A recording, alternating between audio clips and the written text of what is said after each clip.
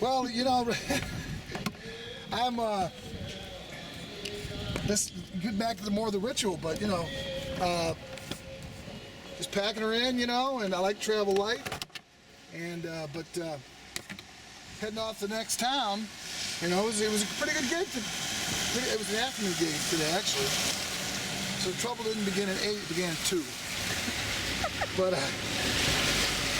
anyway, it was a good gig,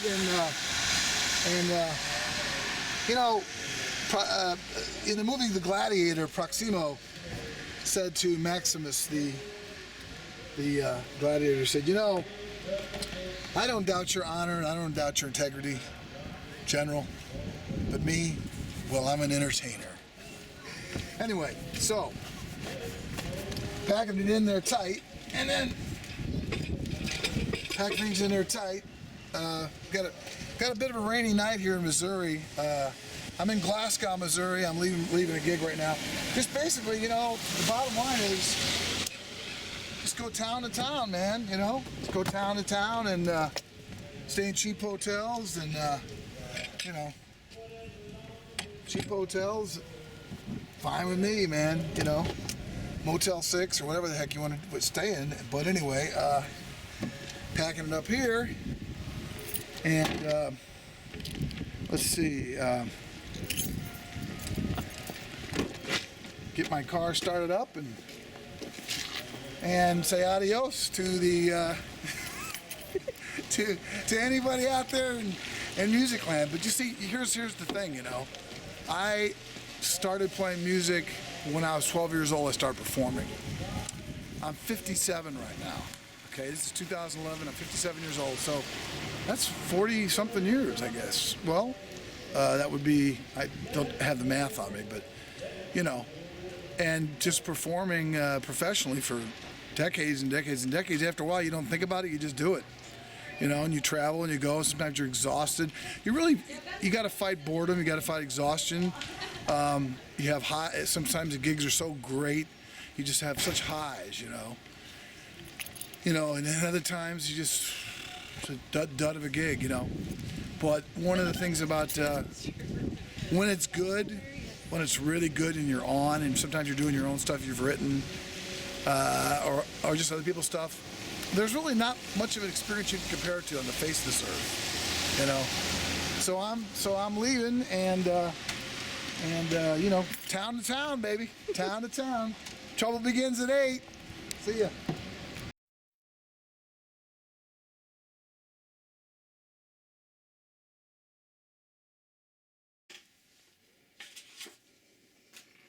Yeah. Sure. So your brother recommended me. Huh, that's cool. He heard me in. You say you heard me in Kansas? Oh, yeah, Lawrence. Oh, Rocket Kirchner is a professional musician from St. Louis, Missouri, who has been a recording artist on his own label, Splinter Records, for 30 years, with national press coverage and TV. When I was a kid, I remember when last time he hustles his own work. I was a kid. So why is this singer, songwriter, guitar slinger more infamous than famous? Yeah, right. It was great, man. It was cool. It was survival trips and YMCA stuff. So you got a private party on New Year's Eve. Well, I haven't booked New Year's Eve yet, but I gotta book it. So.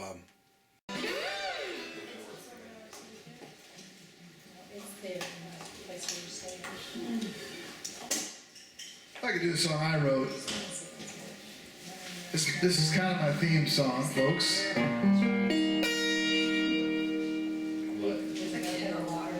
It's called Be Yourself. Musicians want to be movie stars, and movie stars, they want to play guitars. Everybody wants to be someone they ain't. Painters want to learn to write. Writers want to learn how to fight. Fighters want to learn how to paint. wants to be single again, and a single man's got a marriage plan. People without kids, they want one or two. A dead, tired trucker wants to get off the road, and a man in jail wants to break out and go. We're all looking for a different point of view, and everybody wants to be somebody else. The grass always looks greener after the snow melts. Go ahead and do your thing, quit grabbing for someone else's ring. Be yourself.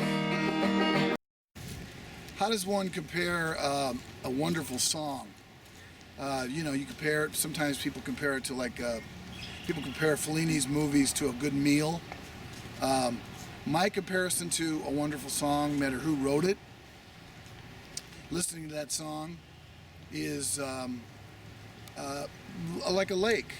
You know, you look at this lake and it's beautiful. You know, you can take it in and you can relax to the lake. And when you listen to a song, when you're just sitting there by yourself with a few friends listening to a song, you know, but when you get into performance art, performing live, and the song becomes alive, the performance art, the song itself is like a river. That's right. The song turns into a river. It starts as a lake, like I said before, and that's great. I'm not saying one is superior or inferior to the other, but I'm saying that once it's performed, you see the movement of the river? And it's moving, it's in your face, there's motion. And you know, a lake is beautiful, it sits there. A well-written song is like a lake, like I said before. But this is the movement.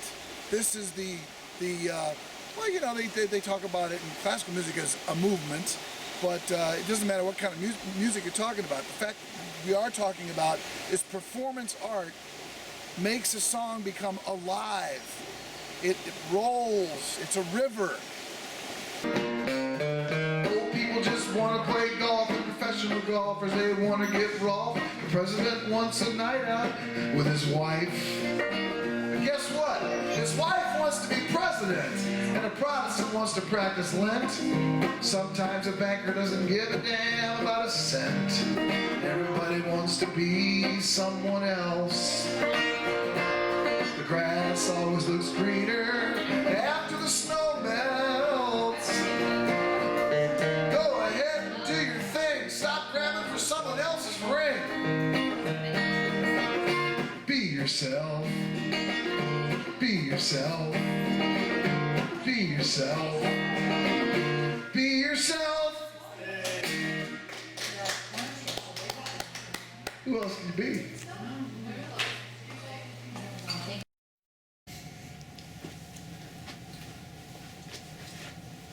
Hi, Mark. Mark, I'm Pam, and I'm doing a film on Rocket Kirchner and on what it's like to be a performance artist for small venues. And I know that you guys have formed a band called the Titans, and I'd like to know what goes into a Titans performance. Well, probably the first thing that goes into a Titans performance is 31 years of knowing this guy. Oh, wow. I met him in early 1981, and quickly became buds and hung out and jammed a lot, played a lot of music. And over the years, various incarnations of both my bands and the bands that he had, we'd often cross paths and hunker down at the end of the night. Just sometimes we meet at bars and have little late night tete-a-tete, things like that. Mostly just the fact that the guy is just a wealth of information about music. He's a typical to his personality. He's very well researched and pulls that stuff out of his backside that nobody else in the world would ever think of.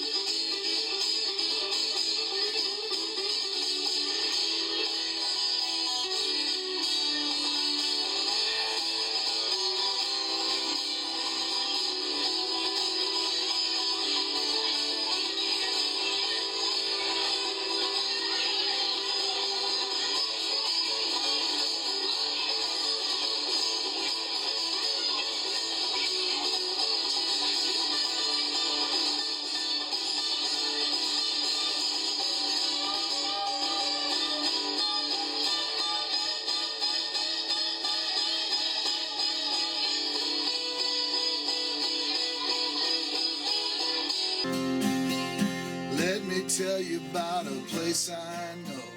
When the neon lights start to lose their glow. Just go ahead and go all the way, go through the whole thing one time. Okay. And let me just, I'll tell you what, let's just go ahead and click record anyway, just on the chance that we get a take, even though this is really, I'm just watching a level. We Okay. might, we might end up We've done that before. That's, a lot of studio engineers and producers say roll the tape. Are we rolling, Bob? Remember on National Skyline? Yeah. Okay. I've been using that line for 40 years now. Oh, I love it. Is I love it rolling, Bob? Yeah. Weird. Okay. Let's see, what do I have to do here? I'll give you a count, or you give a couple beat count, and then I'll just give you a 2, 3, 4.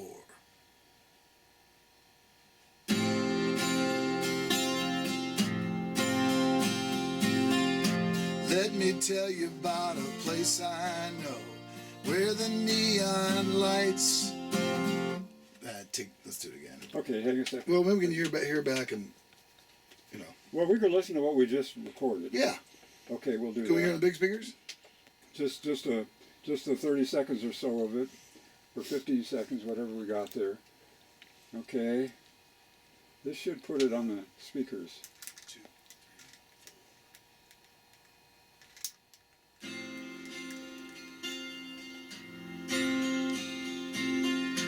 Let me tell you about a place I know where the neon lights. What? Is my voice too loud? Let's give you a little more volume here. Let's listen to that much. That's a good check on it. I think my voice sounds a little louder than the. Well, we've talked about this before. Well, it should be above it. It should be. Yeah, I don't want it to tread water, but. Let me see what we got here. I'm going to switch the monitor to 3 here. It's going through a little 2, preamplification. 3, 4.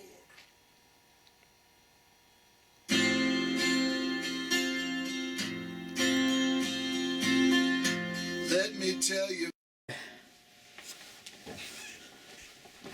Come on back here to the storage space of my little record company that I started in 1983, which is almost 30 years ago. It's called Splinter Records. And so I'm this completely autonomous individual artist guy. Anyway, this is my storage space area in my apartment. And I have my own I record, put up my own money, record, which isn't much, and record a new album whenever I get the money. And then basically I do the record, and then, which doesn't take much time in the studio because I work real fast. And then, so it doesn't take much money. And then I have it pressed and shipped here or pick it up or whatever over the years, depending on where the pressing plant is in the country. And we're in 2012 right now in March, and this is my new album called Soup's Up. And I just got a good review on it, and it just it's hot off the press. It came out in January, and it basically I don't sell my CDs like I didn't sell my albums vinyl before. I have them at my gigs. People can take them freely. I don't want any barriers between me and my audience.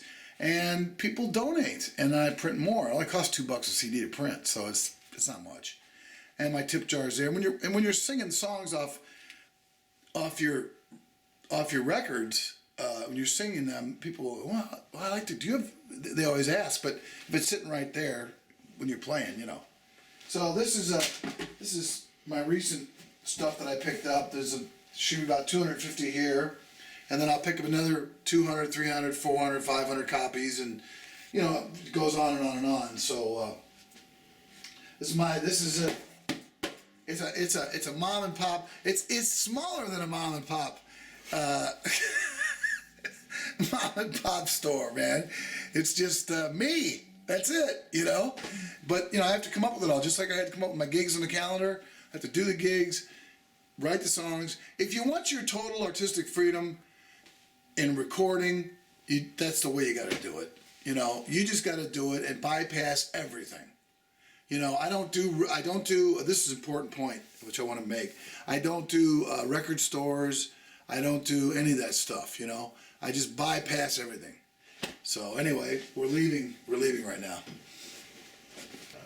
I would call them one of the first generation Texas songwriters that people have been paying attention to for a long time. Speaking of generations and songwriters, I'm happy to welcome to the studio Mr. Rocket Kirchner, who I've probably known longer than I've been doing radio here, I think, more than likely. Well, good morning to you, or good afternoon. I guess it's good afternoon.